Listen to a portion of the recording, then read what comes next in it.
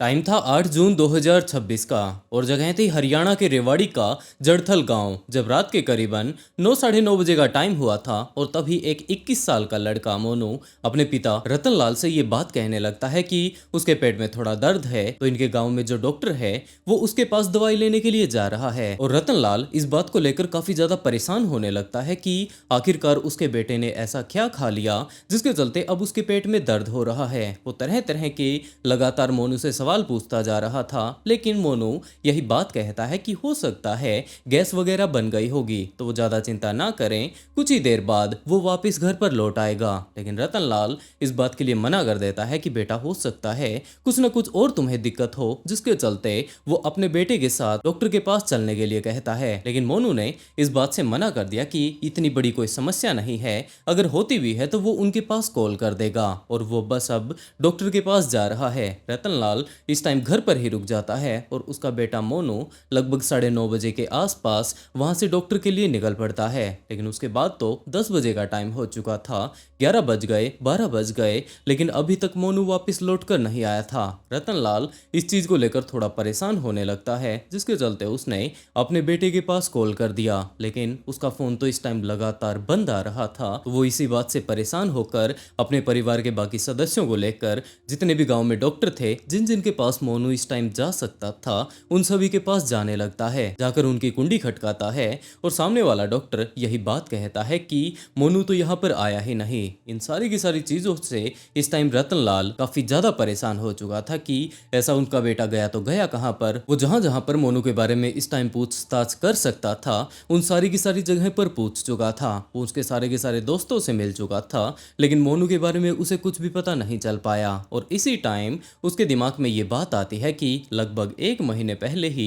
मोनू की पास के गांव की एक लड़की तनु के साथ शादी हुई थी और इस टाइम तनु अपने घर पर गई हुई है, तो हो सकता है मोनू अपने ससुराल ही चला गया होगा। तो इसी बारे में सोचते हुए कि वो कहीं पर मिल तो रहा नहीं है, अब वो लोग करें तो क्या करें, उन्होंने उसके ससुराल में ही कॉल कर दिया। लेकिन ससुराल वाले भी इस बात से मना कर देते हैं। ससुराल वालों ने अपनी बेटी तनु को जगाकर पूछा कि क्या इस तरीके से मोनू अपने घर पर नहीं है, तुमने उसके पास कॉल किया हो, उसने तुम्हें कुछ बताया हो कि वो कहां पर जाने वाला है। लेकिन तनु भी इस बात से साफ इनकार कर देती है कि उसने तो लगभग 2-3 दिनों से अपने पति से बात ही नहीं की है। रतन लाल इस टाइम काफी ज्यादा परेशान हो चुके थे और अगली सुबह तक वो लोग यूं ही वेट करते रहते हैं। लेकिन अब तो पूरी की पूरी रात बीत चुकी थी, अभी तक मोनू वापस लौट कर नहीं आया और इन्हीं सारी चीजों से परेशान होकर वो अपने घर के कुछ एक सदस्यों को लेकर सीधा का सीधा पुलिस स्टेशन जा पहुंचता है और वहां पर जाकर पुलिस ऑफिसर्स को सारी की सारी बातें बताने लगता है कि आखिरी रात कुछ ऐसा ऐसा घटा था। पुलिस ऑफिसर्स ने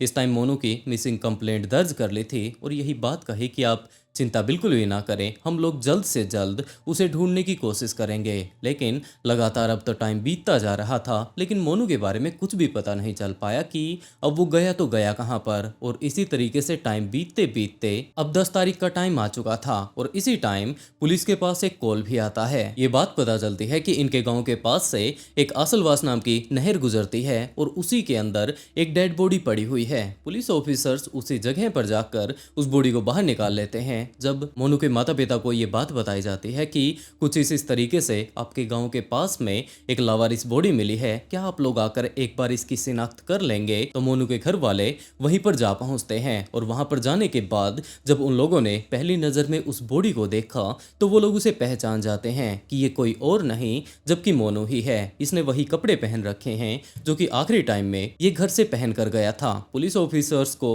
जहां से ये बॉडी मिली थी उसके जस्ट साइड में ही नहर के ऊपर एक इलेक्ट्रिक स्कूटी भी खड़ी हुई थी और मोनू के पिता रतन लाल का यही कहना था कि उनका बेटा आखिरी टाइम में इलेक्ट्रिक स्कूटी से अपने घर से निकला था और ये स्कूटी भी उन्हीं की है। तो पुलिस ने अगले 1-2 दिनों तक तो इस केस के ऊपर छानबीन की। इसकी इस टाइम तक पोस्टमार्टम रिपोर्ट भी आ चुकी थी, जिससे यही बात पता चलती है कि आखिरी टाइम में इसकी डूब जाने के कारण मृत्यु हुई है। लेकिन इस बारे में किसी को कोई अंदाजा नहीं कि ये यहाँ पर किस तरीके से आन पहुंचा। इसके तो पेट में सिर्फ और सिर्फ दर्द था तो इसे दवाई ले लेने के बाद वापस अपने घर पर जाना चाहिए था। यहाँ पर आने के बाद इसने ये काम क्यों कर दिया? और आखिर में पुलिस ने इस केस को बंद कर दिया।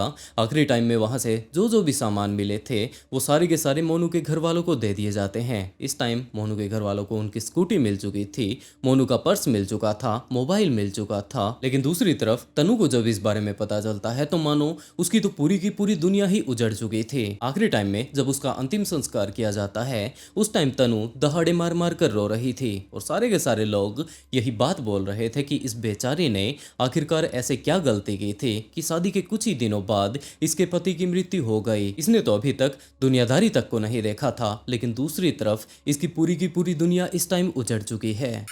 यहाँ सुबह तक नहीं पहुंचा वो, इन्होंने फोन फान किया भाई कहाँ है, उसका फोन बंद आ रहा था। फिर इन्होंने वहाँ लड़की वालों के पास फोन किया है, भाई ऐसे ऐसे मोनू रात से गायब है, आपके वहाँ तो नहीं आया है। उन्होंने मना कर दिया, भाई हमारे पास नहीं आया है। इन्होंने सुबह FIR कराई कसोला चौक। उसके बाद में 10 तारीख को इनके पास फोन आया, भाई ऐसे ऐसे डेड बॉडी मिली है नहर के पास में, हसलवास के पास में। तो ये गए, इन्होंने डेड बॉडी पहचान ली। वहीं पे स्कूटी खड़ी कर रखी थी जहाँ डेड बॉडी मिली है, वहीं पे स्कूटी खड़ी कर रखी थी। पुलिस ने डेड बॉडी निकलवाई है, पोस्टमार्टम करवाया, पोस्टमार्टम में कुछ नहीं आया। सुसाइड घोषित करके यहाँ पे पुलिस वाले ने कह दिया सुसाइड लग रहा है, केस लग रहा है, दाह संस्कार कर दिया। ये सारी की सारी बातें इस टाइम मोनू के घर पर हो रही थी। लेकिन दूसरी तरफ मोनू का भाई अमित जब मोनू के फोन को चेक करता है तो उसे ये बात पता चलती है कि आखिरी टाइम में इसके फोन को पूरे तरीके से रीसेट कर दिया गया है। इसके अंदर ना तो कोई इस टाइम फोटो है, ना कोई कॉन्टेक्ट लिस्ट है। आखिरी टाइम में इसने किस किस के पास कॉल किया था, क्योंकि उसके भाई का यही अंदाजा था कि वो सिर्फ और सिर्फ दवाई लेने के लिए घर से निकला था। बीच रास्ते में हो सकता है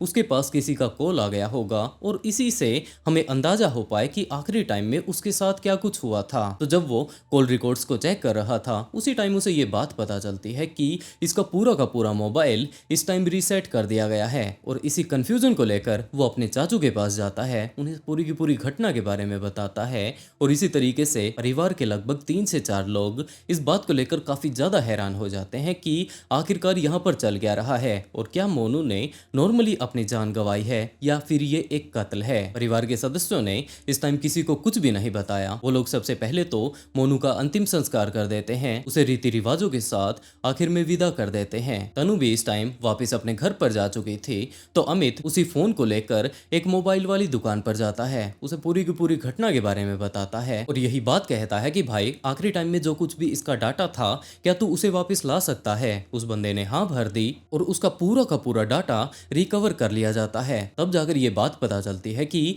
आखिरी टाइम में मोनू जब अपने घर से निकल कर गया था क्योंकि उसके पेट में दर्द चल रहा था, उस टाइम भी उसकी तनु के साथ बातें हो रही थी। उस दिन पूरे के पूरे दिन में उन्होंने लगभग 49 बार आपस में बातें की थी। लेकिन जिस दिन मोनू गायब हुआ उस टाइम उन्होंने उसके ससुराल में कॉल किया था और तनु से भी पूछा था। तनु ने तो इस बात से साफ इनकार कर दिया कि ऐसा कुछ तो हुआ ही नहीं, उसे कोई अंदाजा नहीं कि उसका पति गया तो गया कहां पर। लेकिन उसी दिन 45 से 50 बार ये लोग आपस में एक दूसरे के पास कॉल वगैरह कर चुके थे। तो ऐसा कैसे हो सकता है कि पूरा का पूरा दिन बातें कर लेने के बाद तनु शाम को इस बात से साफ इनकार कर दे कि उसने तो अपने पति से लगभग 2 दिन पहले बातें की थी। और इस चीज का तो जवाब सिर्फ तनु ही दे सकती थी। लेकिन ऐसा तो हो ही नहीं सकता कि वो लोग तनु के पास जाएं और तनु सारी की सारी बातें साफ साफ बताना शुरू कर दे, जिसके चलते उन्होंने सबूत इकट्ठा करने शुरू किए। वो लोग मोनू जिस रात अपने घर से निकल कर गया था और जहां पर उसकी बॉडी मिली थी वहां पर आसपास के सारे सीसीटीवी कैमरा की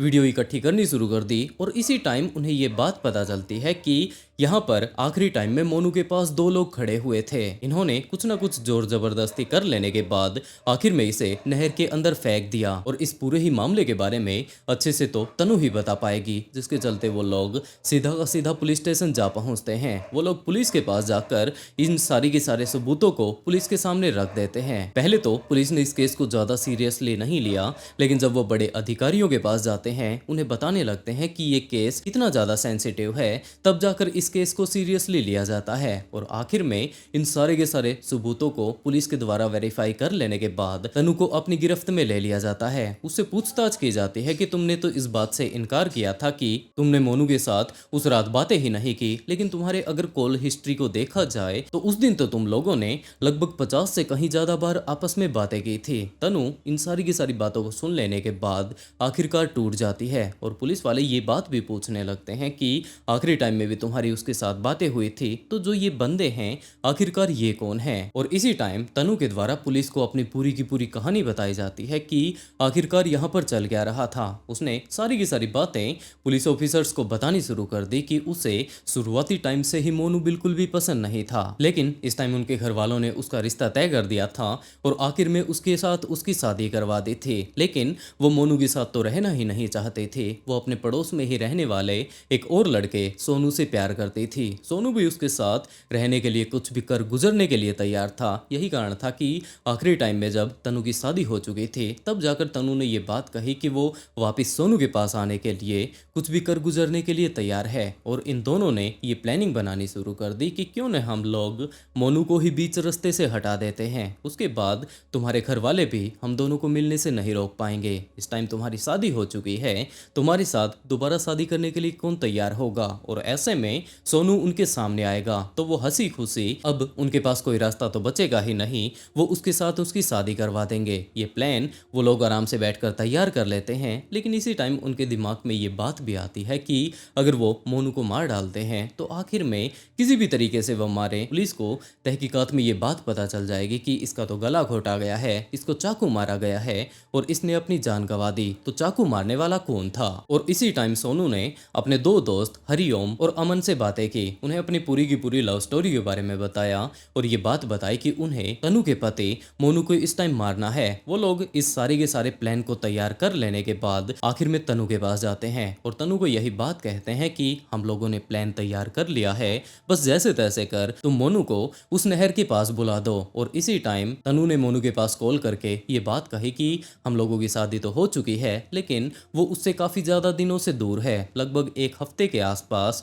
उसे मायके में आए हुए हो चुका है और दूसरी तरफ उसका उसके बिना यहाँ पर मन नहीं लग रहा है, तो क्या वो उससे मिलने के लिए इस टाइम यहाँ पर आ सकता है। अब लगभग रात के 9 बजे के आसपास का टाइम हो चुका था। मोनू भी शुरुआती टाइम में तो यही बात सोचता है कि अभी वो काम से लौट कर आया था, अब इसे दोबारा से वहां पर मिलने के लिए जाना पड़ेगा। लेकिन बार बार जब तनु उसके सामने रिक्वेस्ट करती है और उसे भी यही बात लगती है कि यार वो तुम्हारी पत्नी है, कम से कम तुम उसके लिए इतना तो कर ही सकते हो, तो आखिर में वो उससे मिलने के लिए तैयार हो जाता है। लेकिन दूसरी तरफ वो तनु को ये बात कहता है कि मैं तो आ जाता हूँ, लेकिन मैं घर वालों को क्या बोलूंगा। तनु भी इस बात से मना कर देती है कि आखिरी टाइम में यहाँ पर आने से पहले तुम्हें घर वालों को कुछ भी नहीं कहना है, नहीं तो घर वाले यही बात कहेंगे कि अभी कुछ एक दिन तो पहले इनकी शादी हुई है और अब ये एक दूसरे के बिना रह भी नहीं सकते। और मोनू भी इस बात को काफी अच्छे से समझ सकता था, जिसके चलते तनु ने मोनू से ये बात कही कि तुम छोटा मोटा कोई ना कोई बहाना लगा दो कि उस टाइम तुम्हारे पेट में दर्द है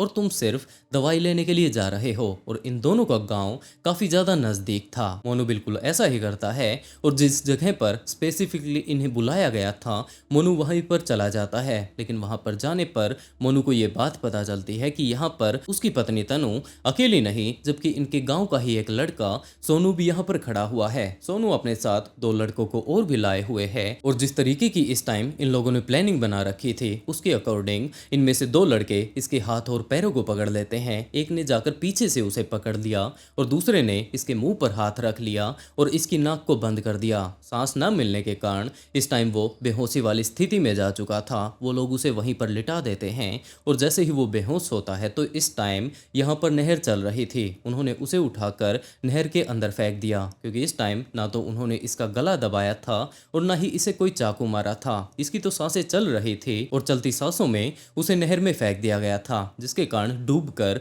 वो अपनी जान गंवा देता है। अपनी जान वो बेचारा बचाता भी तो कैसे, इस टाइम वो बेहोश था। दूसरी तरफ रतनलाल अपने बेटे को ढूंढने के लिए पूरी की पूरी रात घूमते रहते हैं, लेकिन उन्हें कोई अंदाजा नहीं था कि इस टाइम तो उनका बेटा अपनी जान गंवा चुका है। और जब उसने उसके ससुराल फोन किया तब तक तनु वापिस अपने घर पर जाकर सो चुकी थी। वो तो जाकर सिर्फ और सिर्फ सोने का बहाना कर रही थी। उसके माता पिता ने आकर पूछा कि बेटा, क्या आखिरी टाइम में तुम्हारी मोनू के साथ बातें हुई थी, उसने तुम्हें कुछ बताया हो कि वो कहीं पर जाने वाला है? लेकिन तनु इस बात से मना कर देती है और तनु को तो इस बात का भी डर लग रहा था कि हो सकता है पुलिस वाले जब इस केस को जाकर छानबीन करने लगेंगे, तहकीकात के दौरान इसकी सारी की सारी कॉल रिकॉर्डिंग हिस्ट्री पुलिस के सामने आ जाएगी और उन्हें पता चल जाएगा कि आखिरी टाइम में तनु ने ही इसे बुलाया था, जिसके चलते वहां से आखिरी टाइम में आने से पहले ही इसने उसका पूरा का पूरा मोबाइल पहले से ही रीसेट कर दिया था और उसके बाद पानी में फेंक दिया। उसे कोई अंदाजा नहीं था कि ये मोबाइल कहीं पर भी जाने वाला नहीं है, जबकि यहीं पर पड़ा रहेगा। और उसके बाद तो जैसे ही मोनू के घर वालों के हाथ वो मोबाइल लगता है तो वो लोग परेशान हो जाते हैं कि इसे रीसेट किसने कर दिया। वो लोग उसका पूरी की पूरी हिस्ट्री वगैरह निकलवा लेते हैं और इस तरीके से आखिरकार तनु को और सोनू को पकड़ा जाता है। अभी भी सोनू के दोनों ही दोस्त फरार हैं, लेकिन उम्मीद है कि पुलिस जल्द से जल्द उसे पकड़ लेंगी। वैसे दोस्तों, आप लोग इस पूरी की पूरी कहानी को जान चुके हैं, तो आप लोग इस केस के बारे में क्या कहना चाहेंगे? आप लोग अपनी राय कमेंट बॉक्स में ज़रूर बताइएगा। और इस तरीके की कहानी सुनाकर मैं आप लोगों को परेशान तो नहीं करना चाहता, लेकिन सचेत जरूर करना चाहता हूँ। तो आप लोग अपना ध्यान रखिए और इसके साथ साथ अपनों का ख्याल जरूर रखें।